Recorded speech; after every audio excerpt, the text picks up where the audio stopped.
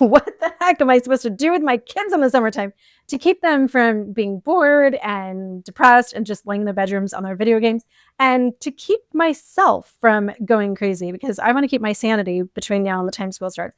I'm seeing this posted all over the place on TikTok, Instagram, and just like everywhere. Some of my friends' Facebook feeds. And I feel like I can help. I'm a 50-year-old grandma. I've raised 7 kids, and I've also done preschool co-ops. I've started moms groups. I was an educator for a little while, and I ran the Mormon primary program as a primary president. I've been in young women's presidencies, gone to girls camp. I've also been a Cub mom and Cub committee chair and things like that. So I have years of experience in addition to being a big sister to 4 little siblings who I had to keep entertained during the summertime while my mom was canning and painting the house and doing things like that. So let's dive in. Ready on the set? Let's try this again. I'm Jenny Gage, and this is Life Take 2.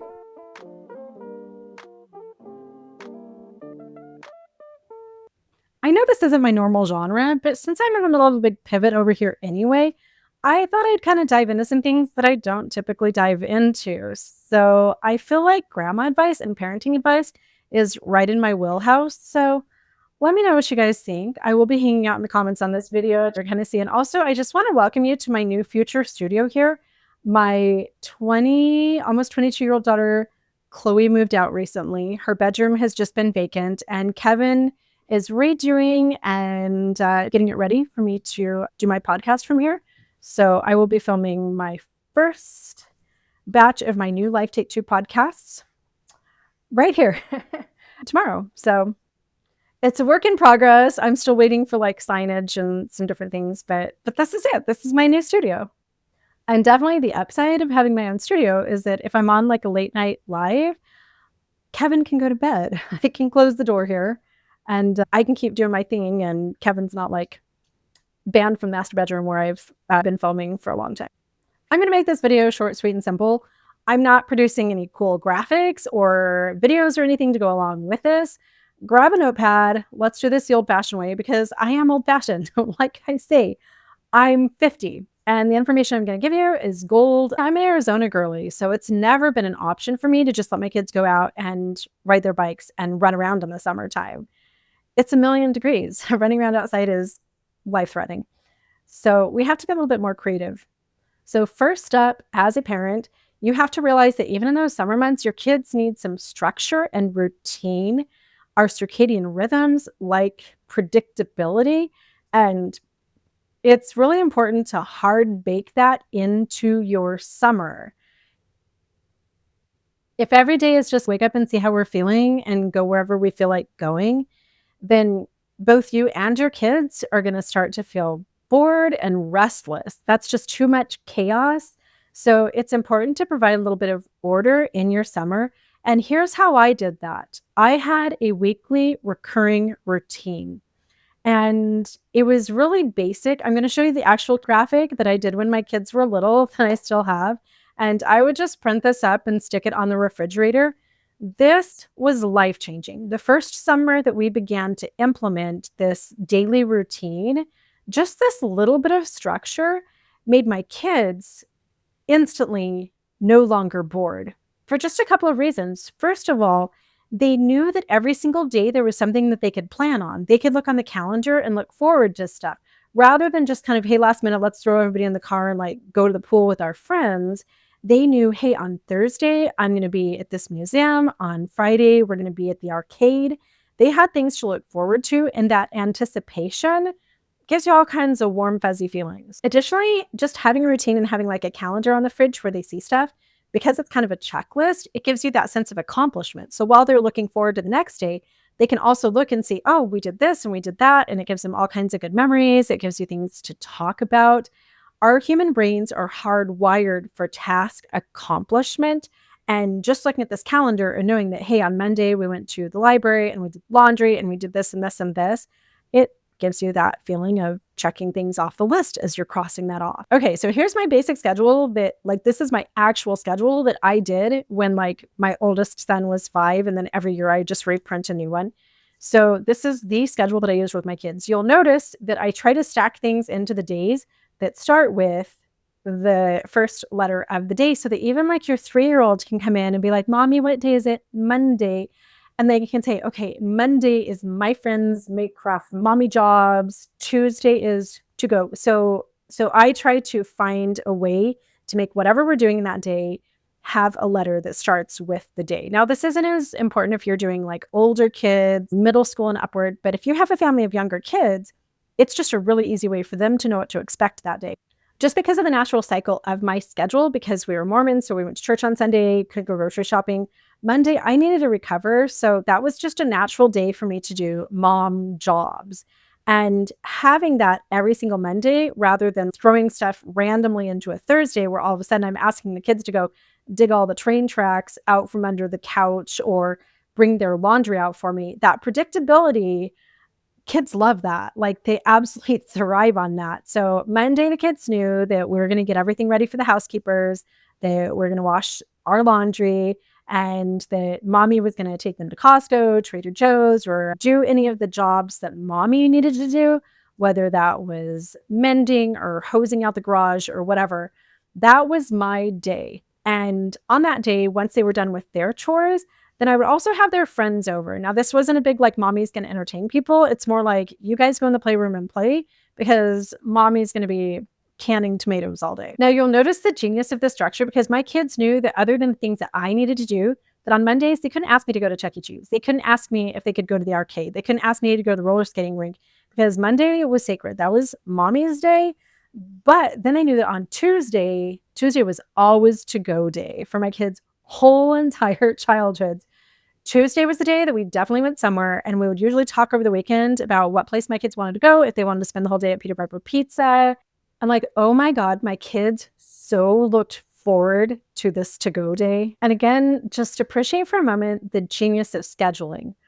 I know that on Monday, I'm not trying to get the diaper bag ready and find all the kids' shoes and whatever. That's our day that we're getting prepped for stuff. But the kids know when they're going to bed Monday night that tomorrow we're going to go to the zoo. We're going to go somewhere. And they're kind of mentally ready. We can physically get ready, make sure that we know where all the sand toys are or the swim toys or whatever. And then Tuesday, I have blocked off. I've already done my grocery shopping. I've already gotten all of my stuff done. I can just spend the whole day taking the kids wherever they want to go. Wednesday was always our big water day. Now, like sometimes in the evenings, yeah, they'd swim in our backyard pool. I'm talking like load up all the swim toys and we're going to go to a water park. We're going to go swimming with friends. Maybe we're going to have our friends over for more of like a pool party situation, or we're going to go to like one of the public pools that has the water slides and everything. And it's so nice that every Wednesday morning, my kids woke up and they knew we're not going to take our showers and do our hair fancy or put on an outfit. Even like my 3 and 4-year-olds would wake up on Wednesday morning and they'd already be like dragging their swimsuits out, making sure they had their towels and their little water diapers or whatever it was that they needed. They looked forward to that and they knew just the predictability. Every Wednesday, we're going to go play in the water. On Thursday here, you'll see that this is where I dive into some local things. So there were some movie passes that we bought for super cheap that had like some of those second run movies, but it was a really fun theater and they had little kids packs. And despite the fact that we had like a nice TV and surround sound at home, it's just so fun to go to the movie theater and sit there with your little popcorn and your little icy. And we always bought tickets with a bunch of friends. So it was like this big event for everybody. So Thursday, theater day. The reason I have toe painting here in this era of our lives is that I had 2 adolescent girls who would spend their whole entire time painting their nails all the time. So then I'd have nail stuff out at all times, every single day, and it kept us from doing other things. So I kept that in Thursday during this era just so I could contain it. Thursday, you guys can get out all your gel nail stuff. You can get out all the glitter and all the little stamps. And Thursday is toenail day. At the time that I did this particular list, there were free concerts at a local university on Thursday nights. So this was just such a nice summer day. We'd wake up and go to the summer movies at like 9 or 10 o'clock in the morning, see all of our friends, eat the popcorn, and the girls would come home and do their toenails while, I would get my stuff done, and we'd have that little lull in the afternoon that they could just kind of hang out and do whatever, take their naps, eat some lunch. And then after dinner, we'd go over as a family and just sit under the trees and listen to all kinds of great, totally free concerts. And it was just this routine. I didn't have to reinvent the wheel every day. And the kids knew on Thursday night after dinner, they were going to make sure that we had the blankets in the car. They were going to make sure that they had the chairs. They knew what friends were going to be at the park. And it was great. It was totally predictable. And again, it gave them something to look forward to. And with the concerts, it wasn't necessarily like the best thing for the kids. Like sometimes it was symphony music, sometimes it was stuff they weren't that into. So we made sure that they had snacks and they had some friends there. And of course, it was a beautiful campus so they could run around.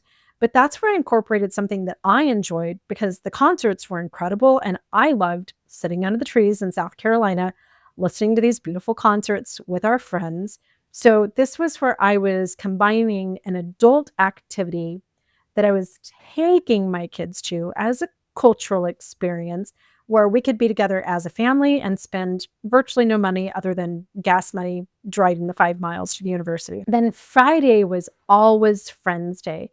Remember, I raised 5 kids. So for some of you out there that have multiples, it can get to be a lot if they all have like a couple of friends over every single day. And during the summertime, you can find yourself just managing play dates and snacks and transportation. And then you don't have the opportunity to take your kids to the movies and concerts and go to water parks and things like that. So while the kids could have friends over on other days of the week, if it didn't conflict with other activities that I had planned, Friday was a day that I had set apart, that everything else was done. The laundry was already done on Wednesday. My major grocery shopping was done on Monday. Everything that I wanted to do during the week was taken care of. And Friday was a day that I would dedicate to inviting their friends over. Now, usually I would make this kind of an official thing. So the kids in our neighborhood and like some of their friends from school really looked forward to it. I would do a little graphic invitation and I would send it to all the mommies via text. So if we were doing a movie night, if we were doing a pool party, I know one time we did like a Mary Poppins night and I had tons and tons of sidewalk chalk. And after the sun went down, because it was Arizona, so it was super hot, we went out and painted my whole entire driveway with sidewalk chalk. And I think we watched Mary Poppins first and then decorated the driveway. So this Friends Day, I always had structure to that. And we pre-planned, sent the invitations, got the head count, did the snacks and whatever. Sometimes it might be just in the evenings, and then the kids would have some free time during the day that we'd have to fill up with something else. If we were going camping as a family or something else on Friday night, then the kids would just have their friends over in the morning and we'd have a Lego build off inside. Okay, so that's my weekly calendar. Highly recommend, 10 out of 10. This also kept us sane during the pandemic. I just fine-tuned it for school at home during the pandemic and kept them on that schedule. Now, another thing that I did in addition to this calendar was I would tend to have a theme of the week. So it might be dinosaur week, it might be nature week, it might be candy week, or like I say, like Disney week, Mary Poppins week. I would come up with a theme, and sometimes it was actually based on the movie that was already at the movie theater. It might be based on what the kids wanted to do for Friends Day. And then here's how that would help me. If it was dinosaur week, then on to-go day, we would go to a dinosaur museum. If we happened to go to the library or something, we would get a bunch of dinosaur books so that we could read them at bedtime. If we were doing a craft, then like for dinosaur week one year, I bought t-shirts and some fabric paint and all kinds of little like bedazzle things. And the kids made dinosaur shirts on Monday while we were crafting, like while I was doing my housework and stuff, the kids would craft. And then they wore those dinosaur shirts to the dinosaur movie and to the dinosaur museum. Oh, one of my favorite themes was China Week. So we went to the Chinese Cultural Center. We learned to make fortune cookies at home. The movie, I think, was Mulan that week. And so then the kids just like really get in the mood, and it just makes summertime magical for them to be immersed in this is China Week. And you can really go all out on that. And I did. So like during China Week, we bought all the kids little kids chopsticks and we ate more Chinese food, and we like studied China and read books from the library about China and listened to some Chinese music and went to the Chinese Cultural Center and went to Lily Market and looked at all of the fish for sale. And you guys know about how like Crumble Cookie has become this billion-dollar restaurant because they only do something for a week and then they get rid of it. So you have that scarcity mentality of like, this is going away. my kids would immerse themselves in the theme of the week, knowing that, like, okay, on Friday, dinosaurs are gone and we're moving on to like butterflies. We as humans love themes, we love categories.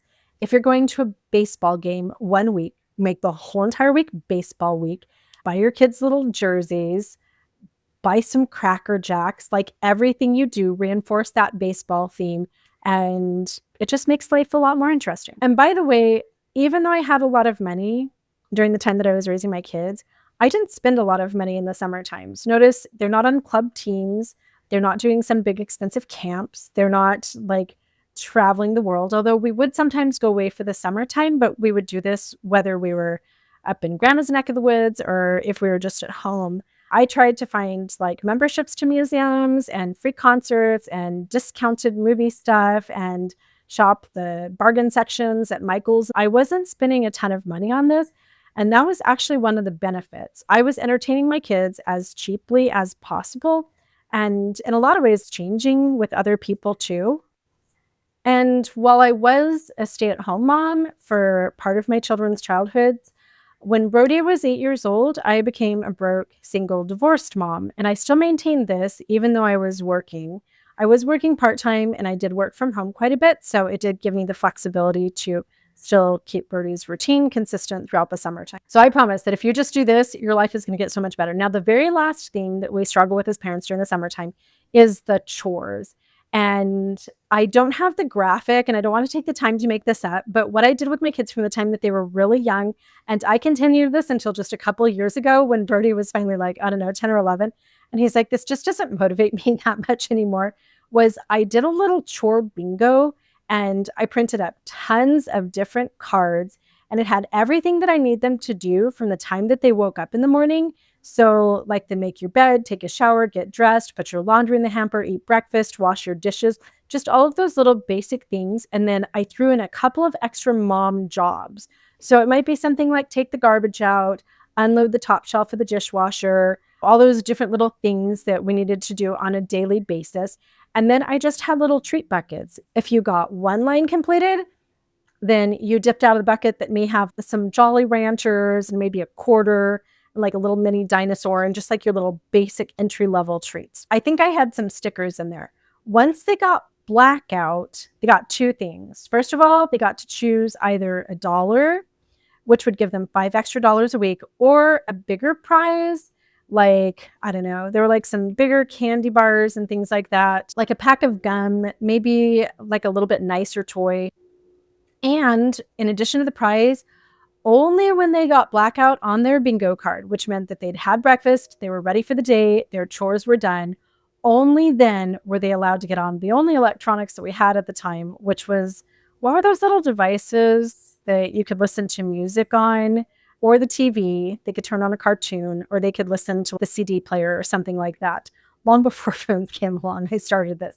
So they got 30 minutes of free use of TV or any type of electronics that we had access to as soon as that blackout was completed, but never before. And what was so great about our bingo cards is that I didn't have to spend the morning saying, have you brushed your teeth? Did you eat breakfast? All I had to do was shuffle the little laminated bingo cards, make sure they had the little things. I think I gave it to them in an envelope. It would be on their nightstand or whatever when they first woke up or in the kitchen, and I'd hand each kid a bingo card. They knew the assignment. They did it. I did have one cute little box in each of the cards, like give your sister a hug or tell your dad something you're thankful for, pet the dog. And by the way, you guys may be wondering, it's only Monday through Friday. That's because we went to church all day on Sunday and Saturday was always a family day. So I felt like I didn't have to do anything on those days. They naturally took care of themselves. If your schedule is different, then do your calendar different. And that is it. Hope this helps somebody. I will be hanging out in the comments just a little bit on this video. So I'd love to hear from you. Do you have any great tips, any parenting hacks that we should all be aware of? Please drop those in the comments for all of the other parents that will watch this video, and share this with any of the moms or dads that you know. And lastly, because I don't want to make anybody mad by not dropping these, yes, my earrings are made by my local European bead artist, and I will drop her Instagram. And just as a reminder, I never make a penny off of any of the jewelry that I showcase. I am all about supporting local artisans and especially female owned businesses. And this I do not have a link for. This is a local Tohono O'odham artist. And I absolutely love this piece. And this, Kelly, I'll drop her Insta. She also does my Navajo pearl necklace. She's amazing. She works with her uncles who are all like using these old silversmithing practices. So I thought this was absolutely beautiful. Anyway, okay. Bye, guys.